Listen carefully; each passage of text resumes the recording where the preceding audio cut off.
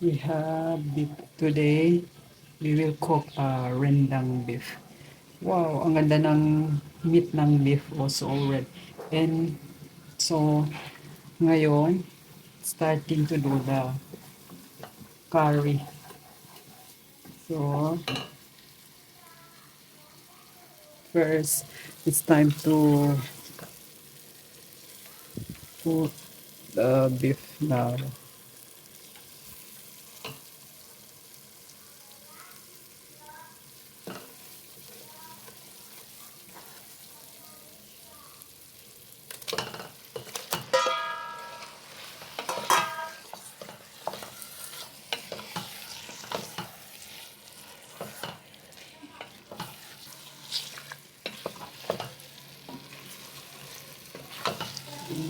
From the first step, this one is the curry. Just this one. Took a pot and then bring 1 cup of coconut milk to a boil large heavy bottom pot and add the curry paste and cook over medium heat. And then stirring constantly until the paste is thick and coconut oil is starting to sizzle away from the paste. So I added the bits already and toss and mix with the paste. Then, wow, ang bango. I will add the remaining coconut milk and need to scrape off a bit of curry paste that might be stuck to the bottom of the pot. I'm trying this one to cook also in my version. We check is almost boiling. So next we add the salt and tamarind. Salt 1 teaspoon and tamarind 2 tablespoon. I'm using this kind of tamarind. This kind of. And so you see guys, it's boiling already. And fun fact is when I cook a meat, I put the pork like this inside the pot.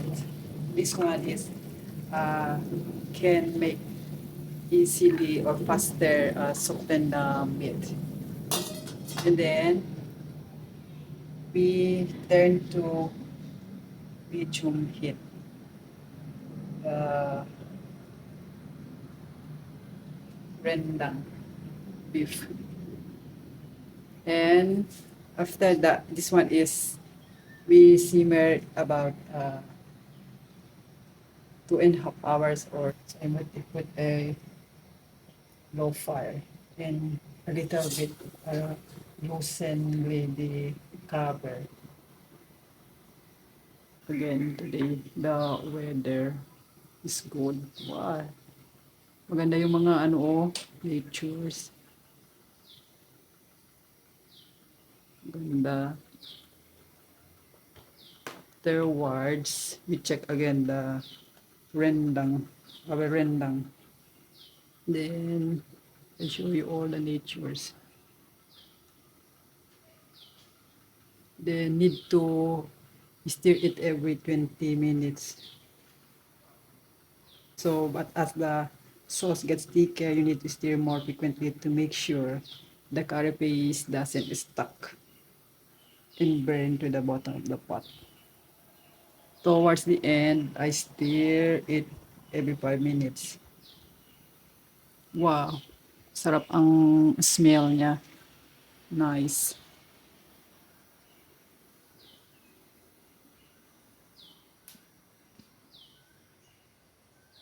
Ganda yun, oh.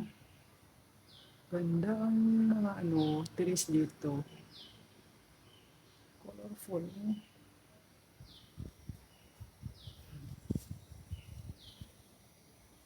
Dito sa ko kasi kitchen, paglulutuan ko lang nakikita mo yung mga halaman. Ito ang scenery nakikita ko dito. So, relax sa'yo. Sa mata.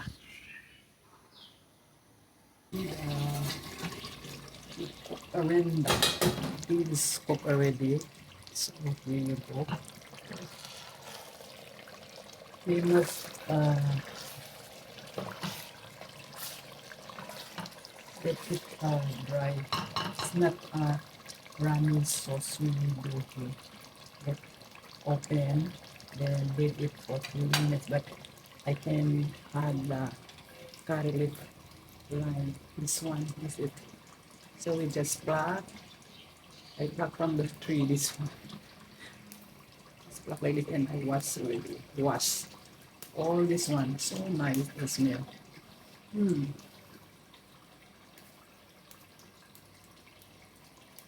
Or just pluck like this. No need to chop. Just to pluck it on top. Then we still.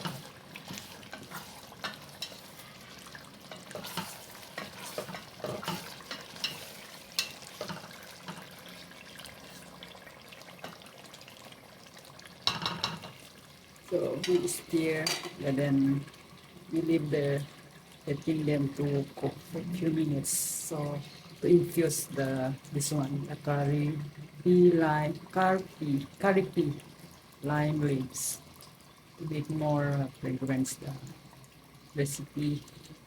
After that, this cooking is already done, and you can serve with the rice, or can eat also with the prata if you want. But for me is I'm probably like prata to eat with this.